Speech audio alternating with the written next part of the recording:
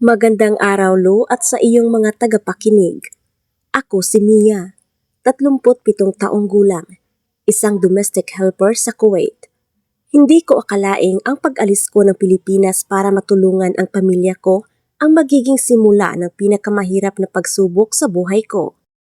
Akala ko noon basta masipag ka at marunong kang makisama, magiging maayos ang pagtatrabaho mo sa ibang bansa. Pero pagdating ko sa Kuwait, unti-unti kong naranasan ang mga bagay na hindi sinabi sa akin ng agency. Doon ko napagtanto na hindi lahat ng laban ay kayang tapatan ng sipag at tiyaga. Lumaki akong mahirap. 3 kaming magkakapatid at ako ang panganay. Nang magkasakit ang tatay ko at tumigil sa pagtatrabaho, ako ang napilitang humanap ng paraan para may maipangtustos sa araw-araw. At nang may nag-alok sa akin ng trabaho bilang domestic helper sa Kuwait, hindi na ako nagdalawang isip. Iniisip ko noon, ilang taon lang akong magtitiis. Makakapagpatayo na kami ng maliit na bahay at mapapagtapos ko ang bunso naming kapatid. Noong araw ng pag-alis ko, halos hindi bumitaw sa yakap ang nanay ko. Paulit-ulit niyang sinabi na mag-iingat ako at huwag pababayaan ang sarili ko. Ngumiti lang ako kahit mabigat ang aking loob. Ayokong makita nilang natatakot ako.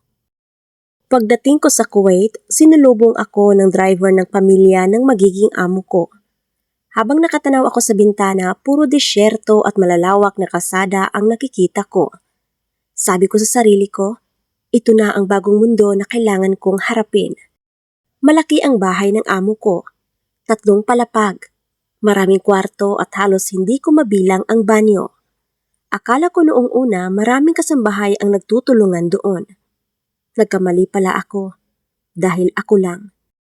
Kinabukasan, 4:00 pa lang ng umaga gising na ako. Maghahanda ng almusal, magtitimpla ng kape, maglilinis ng kusina, magwawalis, magmamap, maglalaba, magpaplansya at mag-aalaga pa ng 2 bata. Kapag tapos na ang isang gawain, may panibago na namang iuutos. Hindi ako sanay, pero tiniis ko. Iniisip ko na lang ang pamilya ko sa Pilipinas. Ang mas mahirap pala, hindi lang ang trabaho, kundi ang pakikitungo sa akin ng amo kong babae. Napansin ko kasi na halos lahat ng gamit sa bahay ay binibilang niya, pati tisyo, sabon, shampoo at toothpaste. One time, napansin niyang mas mabilis daw maubos ang dishwashing liquid. Tinanong niya ako ng paulit-ulit kung bakit. Hindi ko alam ang isasagot ko dahil normal lang naman akong naghuhugas ng mga pinggan. Mula noon, pakiramdam ko bawat galaw ko ay binabantayan niya, pati pagkain ko. Tuwing kakain ng pamilya, punong-puno ng pagkain ang mesa. Hinihintay ko muna silang matapos bago ako kakain. Kapag oras ko na, madalas ang natitira na lang ay kaunting kanin at gulay. Minsan, tinapay na medyo matigas na. Hindi ako nagrereklamo. Iniisip ko na lang na mas mahalaga ang maipadala kong pera kaysa sa nararamdaman kong gutom. Pero dumating ang araw na hindi ko na talaga makakalimutan. Maghapon ako naglinis dahil may mga bisita sila. Halos hindi ako nakaupo kahit 5 minuto lang. Pagsapit ng gabi, nanginginig na ang mga tuhod ko sa pagod at gutom. Pagkatapos umalis ng mga bisita, nakita kong may natira pang 1 pirasong pritong manok sa mesa. Akala ko para sa akin. Pagkuha ko pa lang, bigla akong pinigilan ng amo ko. Hindi niya ako sinigawan, pero sapat na ang malamig niyang tingin para mapahiya ako. Kinuha niya ang plato sa harapan ko at inilagay iyon sa mangkok ng alaga nilang pusa. Hindi ko kayang ikwento sa pamilya ko ang totoong kalagayan ko. Kapag tumatawag sila, lagi kong sinasabing maayos ako, mababait ang amo ko at masaya ako sa trabaho. Ayokong mag-alala sila. Ayokong isipin nilang nagkamali ako sa desisyong kong umalis ng bansa. Pero bawat gabing humihiga ako sa maliit kong kwarto, tahimik lang akong umiiyak. Lumipas ang halos 3 buwan na ganoon ang araw-araw kong buhay. Pare-pareho ang ginagawa ko. Pare-pareho rin ang pagod na nararamdaman ko. Ang tanging nagpapalakas lang sa akin ay ang mensaheng natatanggap ko mula sa pamilya ko. Tuwing sweldo, halos wala akong itinira para sa sarili ko. Lahat ipinapadala ko sa Pilipinas. Kapag sinasabi ng nanay ko na nakabili na sila ng gamot para kay tatay o nabayaran na ang matrikula ng bunso kong kapatid, pakiramdam ko sulit ang bawat luha at pagod. Isang umaga, habang naglilinis ako sa sala, narinig kong nagtatalo ang amo kong lalaki at ang asawa niya. Hindi ko maintindihan ang lahat ng sinasabi nila dahil Arabic ang gamit nila. Pero may isang salitang paulit-ulit akong narinig. Money. Nang matapos silang mag-usap, napansin kong mas lalong naging istrikto ang amo kong babae. Binabawasan niya yung pagkain ko. Palagi akong pinapagalitan kahit wala naman akong ginagawang masama. Wala akong ginawang trabaho na hindi niya pinupuna. Pero sige lang, nasa malayo ako eh. Kasi kung nasa Pinas lang ako, siguro tumakas na ako. Ganun talaga pag mahirap. Wala kang choice. Kinabukasan, may dumating na matandang babae sa bahay. Yun pa lang ang unang beses na nakita ko siya. Siguro siya yung lola ng mga bata dahil lumapit kaagad ito sa kanya ng nakangiti. Maamo ang mukha ng matanda pero natatakot ako. Baka masama rin ang ugali niya gaya ng amo kong babae. Maya-maya tinawag niya ako. Akala ko uutusan niya lang ako. Pero laking gulat ko nang ilabas niya sa bag niya ang isang maliit na paper bag. May lamang tinapay, prutas at juice. Palihim niya iyong inilagay sa harap ko at sinabi niya, "For you." Hindi ako agad kumilos. Takot akong makita ng amo kong babae. Napansin yata niya ang pag-aalinlangan ko kaya siya mismo ang nagbukas ng paper bag at itinulak iyon palapit sa akin. Hindi ko napigilang maluha. Iyon ang unang pagkakataon sa loob ng ilang buwan na may taong nagtanong sa akin kung nakakakain na ba ako ng maayos. Hindi ko man maintindihan ang karamihan sa sinabi niya, pero ramdam kong may mali na siyang napapansin. Mula noong araw na iyon, iba na ang pakikitungo sa akin ng matandang babae. Tuwing bibisita siya sa bahay, palagi niya akong iningitian.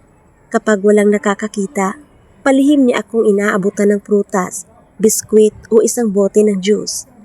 Hindi man kami magkaintindihan sa salita. Naiintindihan namin ang isa't isa sa pamamagitan ng mga simpleng kilos.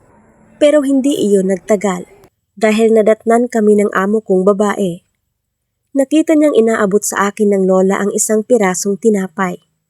Bigla niyang kinuha iyon sa kamay ko. May sinabi siya sa Arabic na hindi ko maintindihan, pero halata sa tono ng boses niya na galit siya. Samantalang tahimik lang ang matandang babae. Hindi siya sumagot. Nakakalungkot.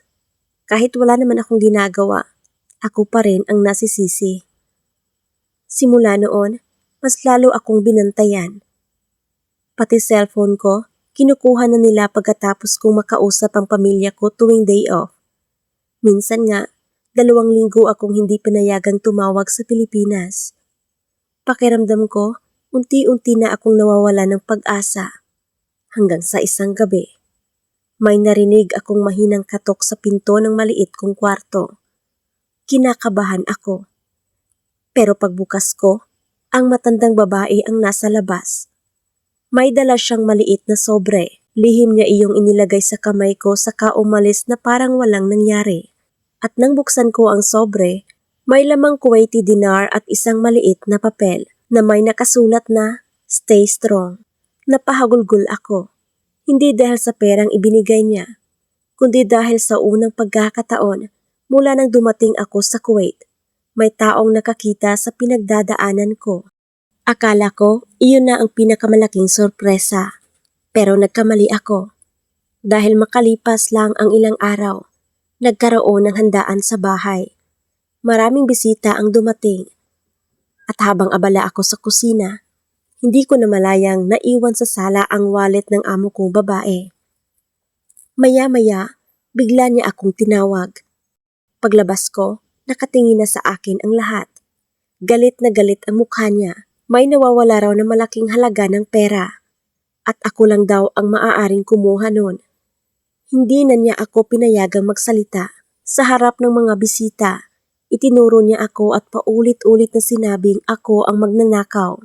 Nanlamig ang buong katawan ko. Alam kong wala akong kinuha. Pero sa sandaling iyon, pakiramdam ko wala ni isang taong maniniwala sa akin.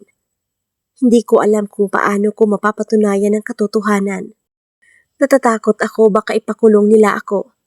Pero habang pinapahiya ako ng amo kong babae sa harap ng mga bisita, bigla na lang tumayo ang matandang babae. Lumapit siya sa isang upuan sa sulok ng sala. May kinuha siyang handbag. Iyon mismo ang bag ng amo kong babae. Iniabot niya iyon sa kanyang daughter-in-law habang may sinasabi sa Arabic. Hindi ko man maintindihan ang mga salita niya, pero halata sa mukha ng amo ko na para siyang napahiya. Binuksan ng amo ko ang bag. Nandoon ang perang kanina pa niya hinahanap. Saglit na natahimik ang buong sala. May ilang bisita ang nagkatinginan. Napayuko ang amo kong babae. Muli siyang kinausap ng kanyang mother-in-law. At sa pagkakataong ito, mas matigas ang tono ng kanyang boses. Pagkatapos ay humarap siya sa akin at may sinabi siyang maikli sa anak niyang lalaki. Lumapit ito sa akin at nagsalita sa Ingles. My mother said, "You don't deserve to stay in this house anymore." Kinabahan ako. Akala ko palalayasin na nila ako. Pero ngumiti siya. You'll come with us. Starting today, you'll work in our home. Hindi ko napigilang mapaluha. Hindi pala lahat ng amo sa ibang bansa maiitim ang budhi. Makakatagpo at makakatagpo ka rin ng mabubuting employer. At masaya ako dahil hanggang ngayon, nandito pa rin ako sa puder nila. Pagkatapos ng kontrata ko, nagbabakasyon lang ako ng 2 buwan sa Pilipinas. Tapos babalik na naman sa lugar na tinatawag kong second home. At dito ko rin natagpuan ang love of my life na isang Kuwaiti. Hanggang dito na lamang, Lou, at maraming salamat.